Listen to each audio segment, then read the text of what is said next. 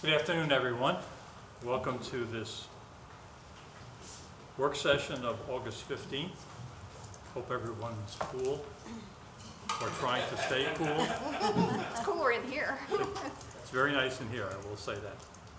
Okay, first on the agenda today, we have, I don't see I don't see Mr. Gillis, so Jack, you want to come up and?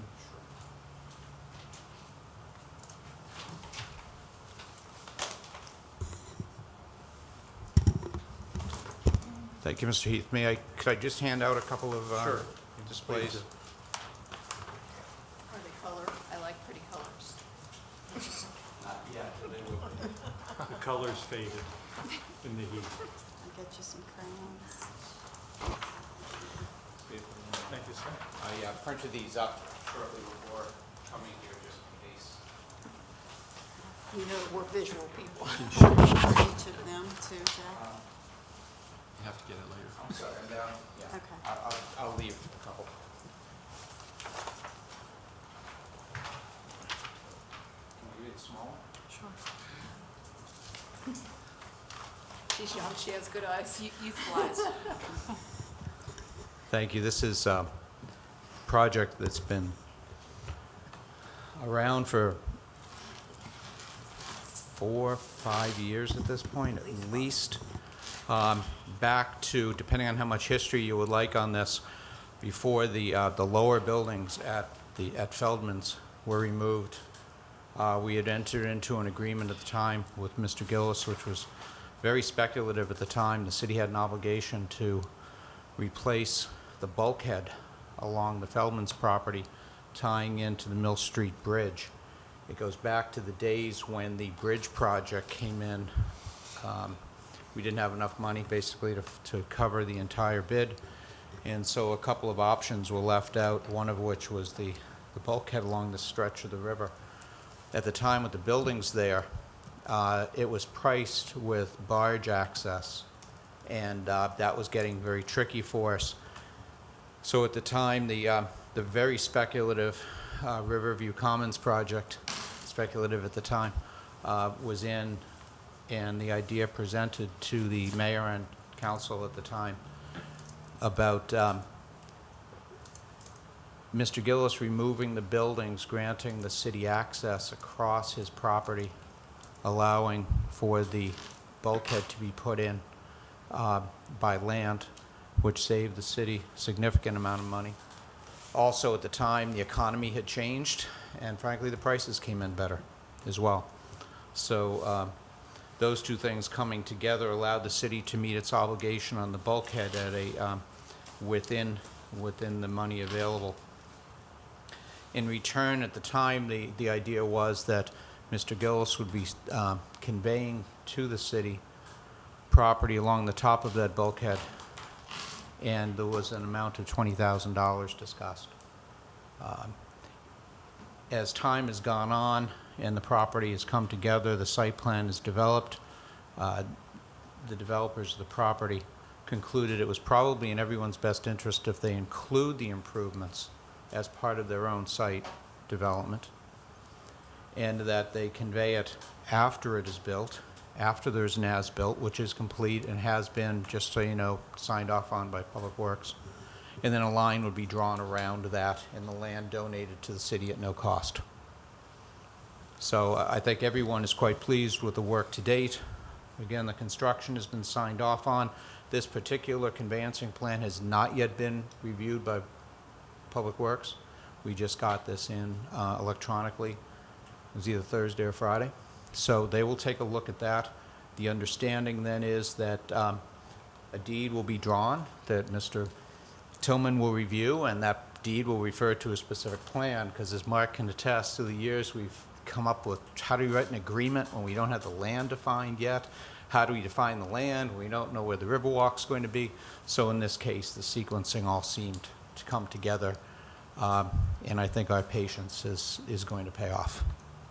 And so what I anticipate at some point in the very near future, you would see, again, that deed document at no cost to the city, reviewed as to form by Mr. Tillman, referring to a plan approved by Public Works, and presented for your acceptance.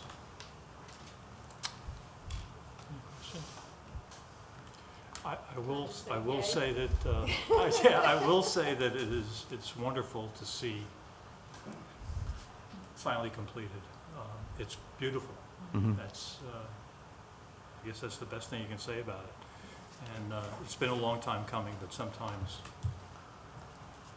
good things take a while. Thank you. I will say that a number of delays that again, were worth waiting for is to comply with the city's new standards that we've established ourselves for the Riverwalk design. And if there's anything in addition to this, and I'll ask Public Works to take a look at, is making sure we have any other easements for stormwater that might be necessary to go along with that. As you know, that's all complete as well, so Right. we'll get those included. Great. Thank you. Appreciate it. All righty. Hopefully you'll see this soon. It's off the pending. It's been on the pending list the entire, all of our tenures. Since I've been on the council. Pretty much since I have been too.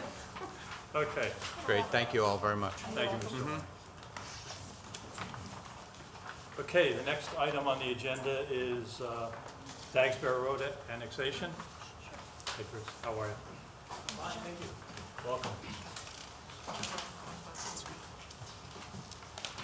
Good afternoon, Good afternoon. council members. 2 weeks ago, on August 1st, PTV Capital Partners were here to present the proposed annexation. We had submitted, prior to that meeting, a package that contained an annexation agreement, state-required annexation plan, concept plan, and a fiscal impact study. And the council directed that the applicants return with some specific information, mostly relative to traffic, circulation, movements.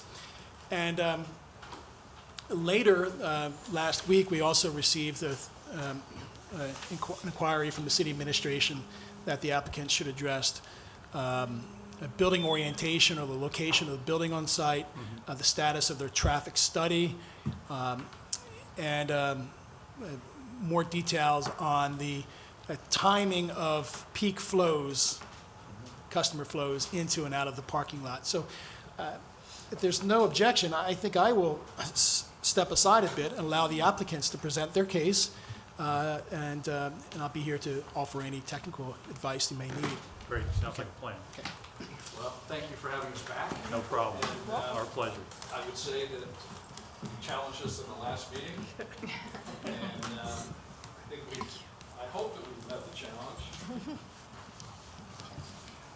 Sometimes these things are never easy, and it takes a few generations to get through. Move this one so we don't. Could I have another copy from the owner when he joins us? Thank you. So, in short, I'm here today with Chris from Bowler and Benny Tunston, who is our traffic engineer and has done a traffic report. And we've redrawn this plan with what we believe the traffic study shows completely, and that we believe that SHA will be comfortable with. And truthfully, a plan that doesn't impact the concerns that we had about the stacking lane and trying to make a left-hand turn halfway up Dagsboro Road across from State Police. What we've done is we'll route the traffic, truck traffic off of 13 down Dagsboro, make a left almost at the very rear of the property. You can see it kind of swings behind the building. Yep. And then the truck will come up, it'll back down, and it will exit out on It'll go 13. behind the building, pull up and back down. Right. Excuse me. I think that's where we started the first meeting. Well, what happens here is, and let me, Excuse me. you know, Ms. Mitchell, let me kind of You need a explain. mic. Use the mic. The mic. Oh, I'm You sorry. use the mic. Let me explain to you a little about why we were reluctant to do No, it, I because what happens here in this particular plan, now you see the area that we're going to use for stormwater is gone, which then changes all the engineering and all the dynamics, which means that we have to now contain our stormwater underground, which is a whole different set of regulations we have to go through. And frankly, it's a very it's a costly change to make. But we listened, and in my opinion, and you can ask Betty all the questions you want about traffic, I believe that we will get our patrons in and out. The school buses in the morning, we aren't going to have that, cross-traffic trying to get through the queue. So I'm very hopeful that the Planning Commission will take a look at this. You'll think that we can go to the next step, and we're ready to take any questions that you may have. He's drawing. Are you Yeah, adding just what's for- on here? Absolutely. Yeah. Okay. Just for reference, as Ted was saying, went back to the drawing board with the access, and I've sketched it up here to further clarify what we're doing. This access point at the front of the building will be right in, right out. The main concern was the queue, the number of vehicles waiting to get onto 13. So we've eliminated that by making it right in, right out only. All access for trucks will be through into the site from the rear, across from Dickerson Lane, travel back around the rear of the building, back up into loading dock, and exit onto 13. This will still be full movement access so that anyone coming from Route 13 can still access the site. Do you still have the entrance on 13 too? We do. Correct. I'm happy. I am, yeah, I am too. That makes total sense. Yes, it does. And the truck will come from It'll come it'll down be back Dagsboro. entrance. Dagsboro Road and go to the back. Correct. That's, Okay, and then, okay. And it travels behind the center. Behind it, And it's an and then come easy around. traffic move. There's no conflict with customers in the center because it'll Yeah, back that was right my up. problem, with Yeah. the back and then the front. And I think Betty can tell us that she does a lot of the SHA studies and those kind of things. Right. Yeah, absolutely. It's a much improved plan over what you saw last time. And we've done our analyses, and all the intersections function well, and there's no conflicts of any to have to deal with. The access on 13 is essential to make those trucks move smoothly through the site. I as did well as- talk to the mayor about Yeah. that. He had no issue with it. Right. Because we were talking about how it fit with what they were trying to do the rest of the corridor. And even though this lies outside of that area, my question was, but if this were in the area, would that be something acceptable? He said yes, so. Very good. Fantastic. It's only one entrance and exit out. On 13, On yeah. Oh, for 13. Yes, only- only yeah. one. Just right in, right out. Yeah, So we've consolidated the two Obviously, it's right entrances out. into one. And then if you notice that in Dagsboro, when you go down to Dagsboro, there's probably a 100-foot entrance where people can just come. So we're eliminating all that. Right. And we're Kind of a gonna, free-for-all we're gonna right now. channel it to the appropriate place. So I think the two things that you probably need to be aware of is that at the back, we're probably gonna have about a 40-foot wide entrance across from Dickerson. We need to make it a little wider, than is typical, but we'll put rumble strips or paint to be sure that we funnel the cars. And that's only so that the truck can make the movement Right. when he's coming in and he can swing and not go through the landscaping over the curb and break it up. right. And the other issue that I wanted to ask you about today was, and this is, I know, a big one with Chris, is where are we with the sidewalks? That was my next conversation. And really, Sidewalks and crosswalks. Because we've got all the density somewhat back at Troopers Way.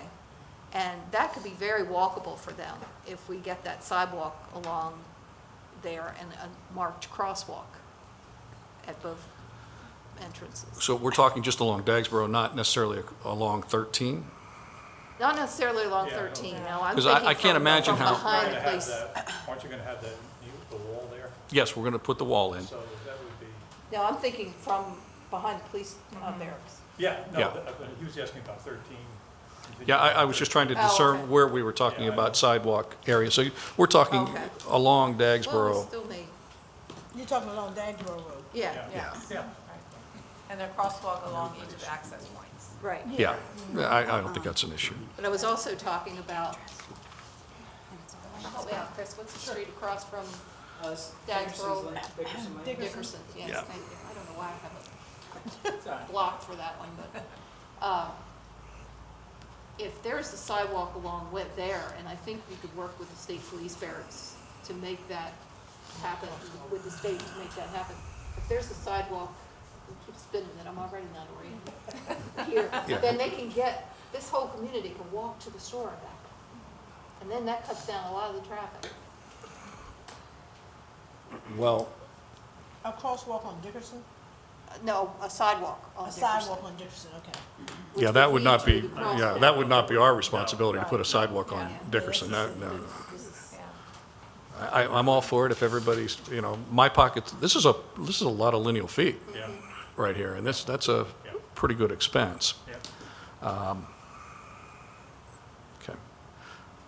No, I think that that's something that, if that's going to be the Have ordinance, these you know, Crosswalks there for them to access.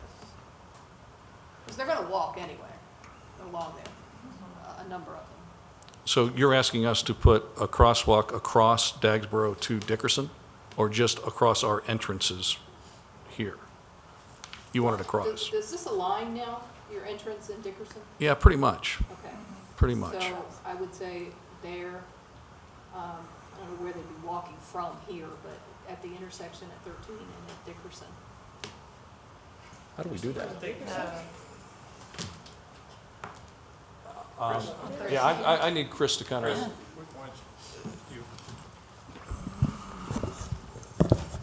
I would say that as a condition of annexation, it is certainly within your city council's prerogative, the city's prerogative, to ask for a crosswalk at this intersection. Indeed, to even ask for a sidewalk along an existing public street. In this case,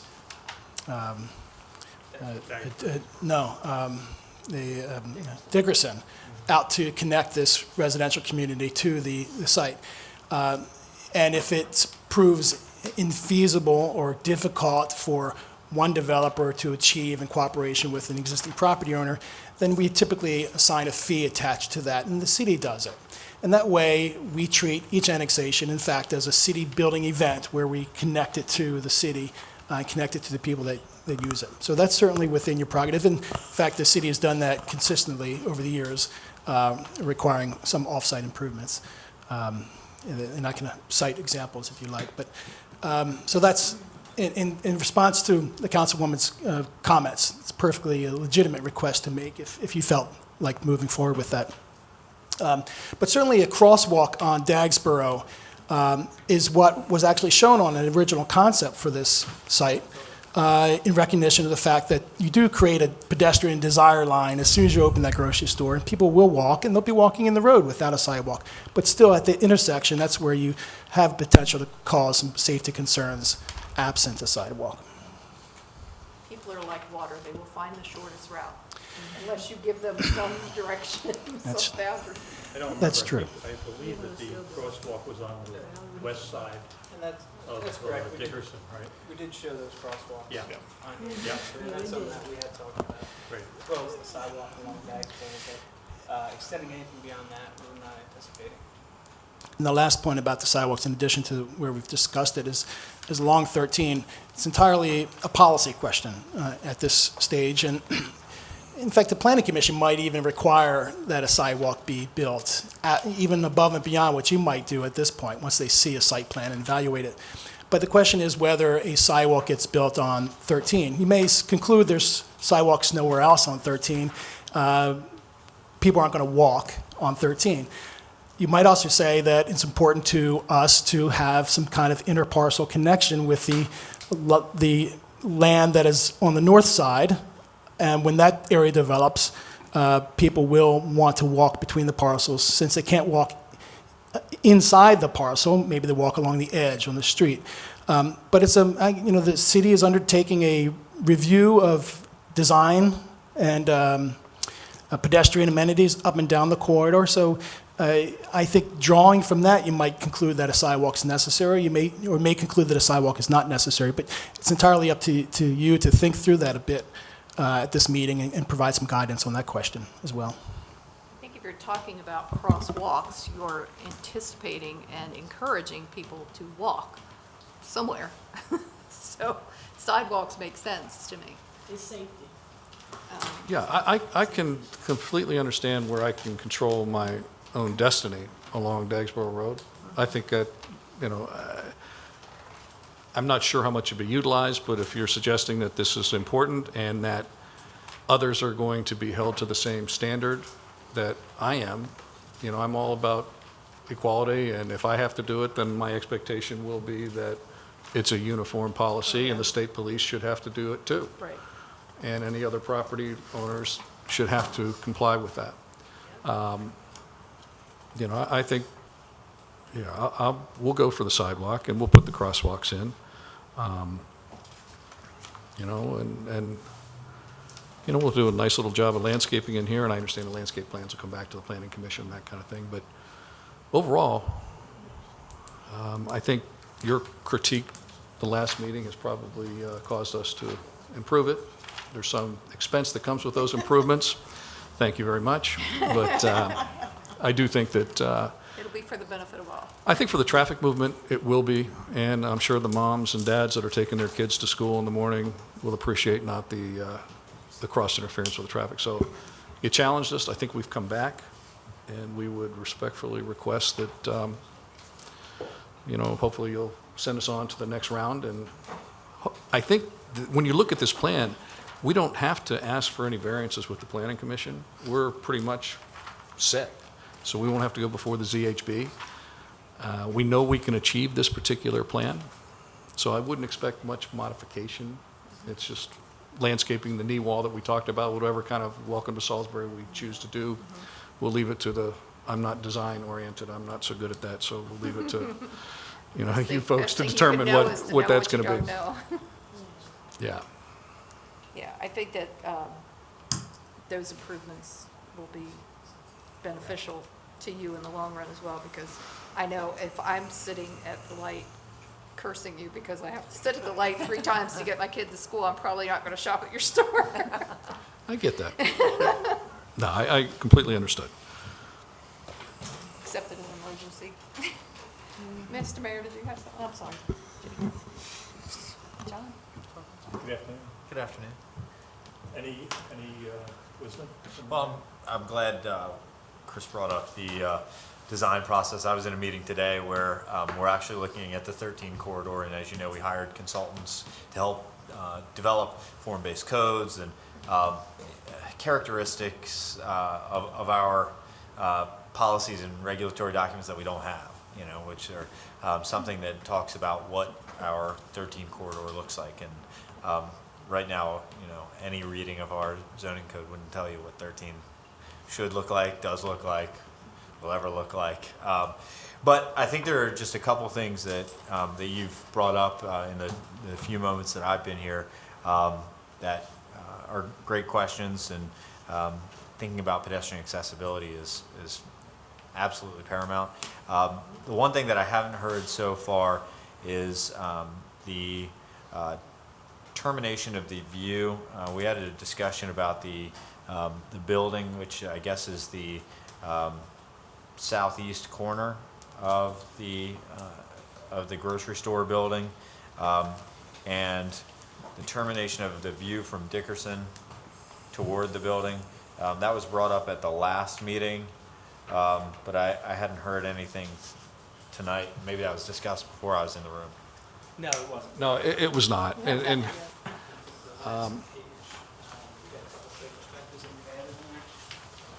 Here you go. So there's 2 views in this packet that I'm handing out now. One's from the corner of Route 13 and Dagsboro Road. These are both the last 2 pages in this set. Thank you. And the other is from Dickerson Lane, which we're talking about. there's 2 reasons we haven't had much discussion about it. A, we would probably have to go before the ZHB in order to get the zoning hearing board unless you can Planning and grant zoning. signage.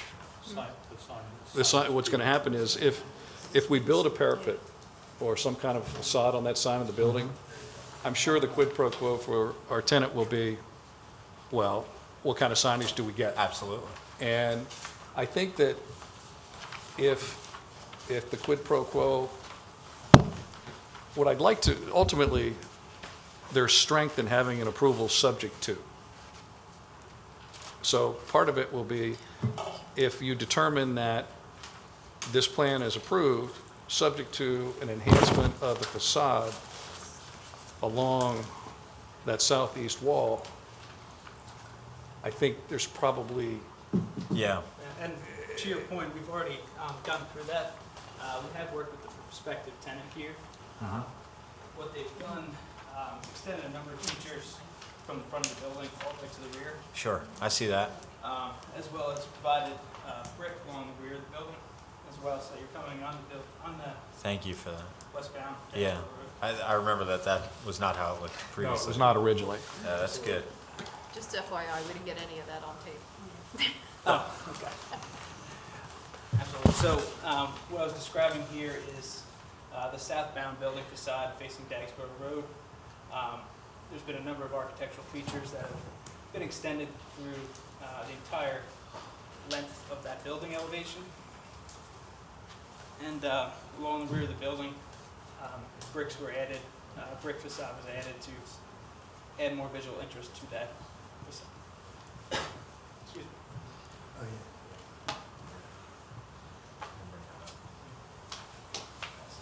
So,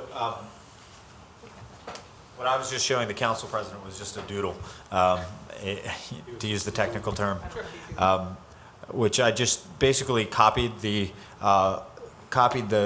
slightly raised parapet you've got at toward the corner that's got the kind of gray toned background.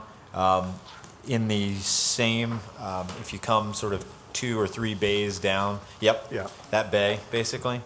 Rather than make it a, massive architectural detail, just even a slight kind of hint at, that there was some, and I think, personally, and this is just, my opinion, I think additional signage or the allowance for additional square footage of signage, and saying that, conditional approval and encouraging the planning commission to provide that, Mr. Heath, my thought is that would be a very reasonable. Mayor, I'm with you on this one, and I probably haven't been as effective as I should be with the tenant on this particular issue, but I think that we're on to something, and that there is a lot of traffic that comes from Dickerson, and, why not put your best foot forward there?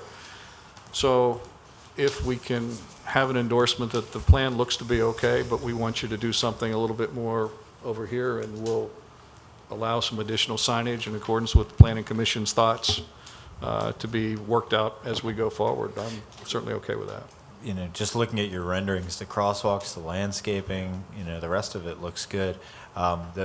The signage, the knee wall on the signage, one of the comments that I had made, I think by email, was asking if the Salisbury could just be our new brand. We'll our do new font. whatever you'd like to do. I assumed that wasn't. It's a blank slate, Sure. and really, it's just kind of a placeholder for Yeah. the people that understand what it is. We don't, I'm not a design guy, and I haven't thought through, so it's a blank slate. We're agreeable to do it. We Okay. just have to figure out what it's going to look like and where it's going to sit exactly and how you want it. Okay. After this meeting, we can have, we can share the logos. Great. And you all can make a decision, or your tenant can make a decision about what they Great. want that to look like. The wave. The wave, yeah. Yeah, that's Definitely. what I That's thought not- would be that's great. really cool. I think it'd be really good. It would. Good. See, we'll, With kind of salt, scary, we won't think about it. not just the wave. Yeah, and the one other item I will add about the architectural feature, we did talk with the tenant, and initially they were reluctant to do that. They said there's a man door that's located on that side of the building. They didn't want patrons thinking that was an entrance. Understood. That was the initial feedback. Definitely provide more push for that. Given that it's offset, though, and wouldn't be underneath of the Right. raised parapet, would that help in? I imagine. I understand I that, think we'll get through that. yeah. Yeah, we'll get through that one. And then, was there a conclusion on the sidewalks conversation, on where sidewalks Sounds are like going? we have agreement on Dagsboro. Dickerson, not so much. Okay. And 13, does 13 it come around the front?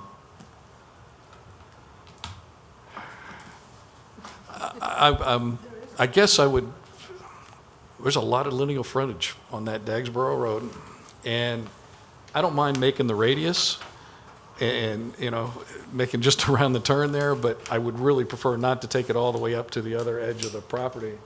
I don't think we're going to have crosswalks on 13, and I don't want to have anybody coming to my store from across the street get smeared at that intersection. That was going to be Truthfully. my comment. From a safety standpoint, I don't think you want to lead pedestrians to 13 until there is some kind of protected I crossing there. tend to agree with you on that. The only thing is, from an aesthetic point of view, would you be, on the rendering, it shows carried to the driveway. I don't know where that, let's see. The driveway's all the way at the far side It's at there. the and, far end, so, okay, so that, How about if we took it up past the knee wall? So if people wanted to walk over to the knee wall and look at or whatever that is, somewhere in there? I gotta say, I mean, you know, I don't wanna, I certainly don't wanna, my intent here isn't to cost, you know, the developer any money. My intent isn't to, you know, hinder the development. I think the project is 99%, you know, there. But I don't think that there's really a logical explanation for stopping that sidewalk anywhere until the end of the property. You know, I think from a connectivity standpoint, we want sidewalks on every single street, Okay. every single road in the city, on every single side of every single street, and every single road in the city. That's my opinion. If it goes to the other entrance as depicted here, then you're not dumping them off in the middle of nowhere, you're bringing them to another entrance. I mean, it's gonna be enough like that at the end of, at the property line anyway. Yeah, I mean, I think one alternative would be to say, tie part of it to future development. You know, if the rest of those parcels get developed, complete it then. I just hope that that wouldn't be seen as a barrier to future development. No, I would be okay, you know, with the understanding that we want to be good neighbors, and we just want it to be a consistent, you know, if the properties to the north get developed and sidewalks are required, then, and it may very well be that we decide we'll just put the sidewalks in while it's cheaper to do it Yeah. on that day, but if you gave us the option to put them in now, or when the properties, if they get developed to the north, I think that's a fair compromise if that would work for. Can you say that at least by the time that the adjacent properties are developed? Yes. Could you say something like that? are you gonna shoot for, in your, discussion about the future standards, I saw sidewalks, street sections today they had, and sidewalks? oh yeah, 15-foot sidewalks. I mean, that might have been ambitious, but yeah. Yeah, I think Yeah, that's that's ready. all. And certainly, in, Yeah. I mean, part of that is in much more pedestrianized areas, downtown, but university the districts, car- hospital district. But, yeah, but I mean, I think, you know, emphasizing the pedestrian, the cyclist, and transit over the car is kind of where we're headed. No, I'm okay with that, Mayor. Anything else? I want to thank you for your responsiveness. And I think, Thank you. we appreciate it, and we certainly, please understand, this is great for the city, and we want it to go to work. And I think we've got a good compromise, and I think it'll work. It's been an, you know, an iterative process, and it really, it's Yeah. where you worked with us and we worked with you, and, you know, healthy friction is a good thing. Yeah. And I believe that we do have a good workable plan, and we thank you for giving us an opportunity to be here in your community. I'm sure we'll do a great job. And so we're ready to go to the next steps if you are. We have consensus? Okay. Thank Thank you. Thank you very much. Mayor, thank you.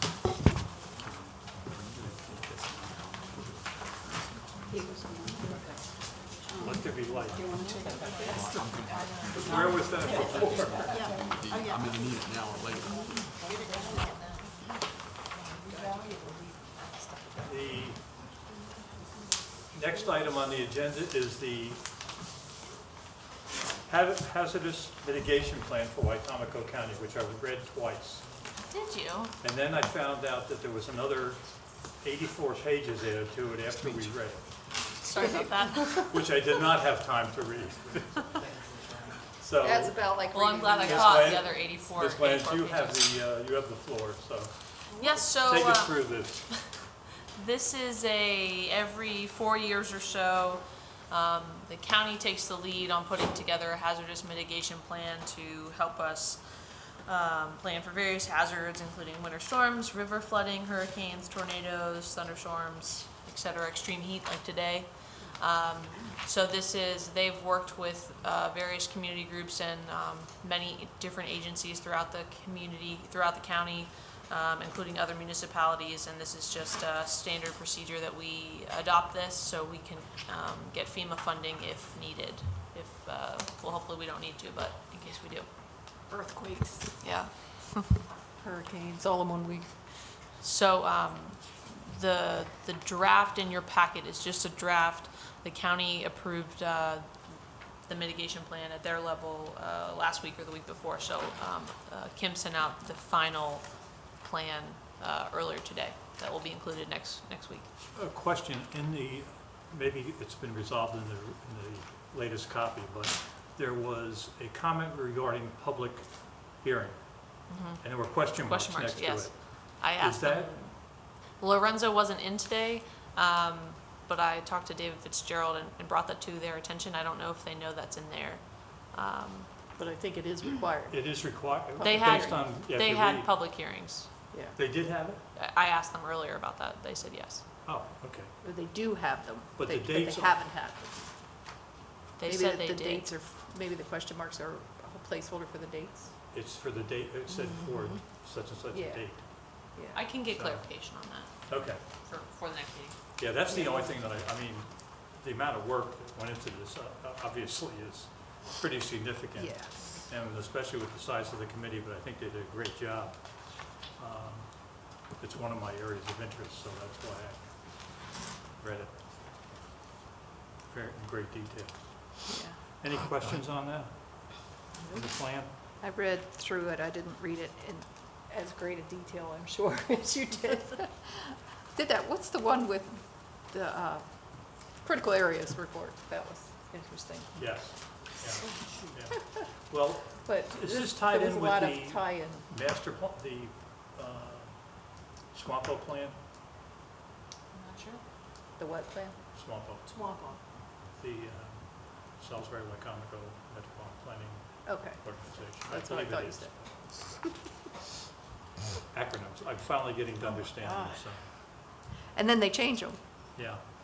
But just to let, because it used to just be a NPO. just to let everybody know, there were pages, significant pages added to the draft, Yeah. because it went from 262 to 327, I think. And of course, they didn't show us which ones were added. Well, I think a lot of them were addendums, if you look at it, Yeah, so. I didn't get to look at that today. I haven't looked at those either. Okay, pending the, can this go right to resolution? I think we have it scheduled to, yes. Okay.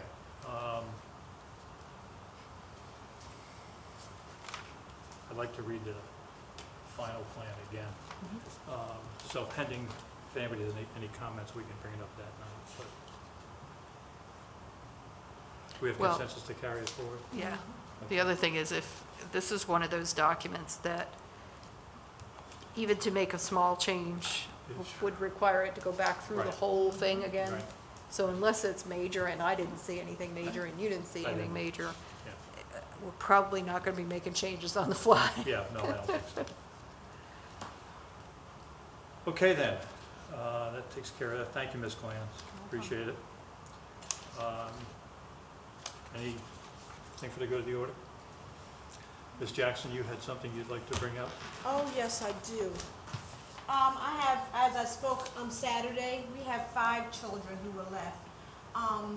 Their mother died, and they're left with the financial difficulty of burying their mother. These children range from the age of 18 to, I think, 8 years old, and it's 5 children. We're asking that the community come together and help with the funeral arrangements for these children because it's near school. And this time of the year is kind of hard for children to have to go back to school and bury their mother, their families bury their mother. So what I'm asking is that if you could make donations to Jolly Memorial Chapel, and the lady's name is Tashia, barber. And donations are being made in care of Jolly Memorial Chapel, 1213 Jersey Road, Salisbury, Maryland, 21801. And the phone number to be reached at is 410-749-6461. I thank everybody. If they would help, it would be a privilege and an honor to help these young people, take care of their mother and get ready for the school year. It's a sad time. Thank you. All right, if there's nothing else then, we are adjourned. Thank you. Thank you.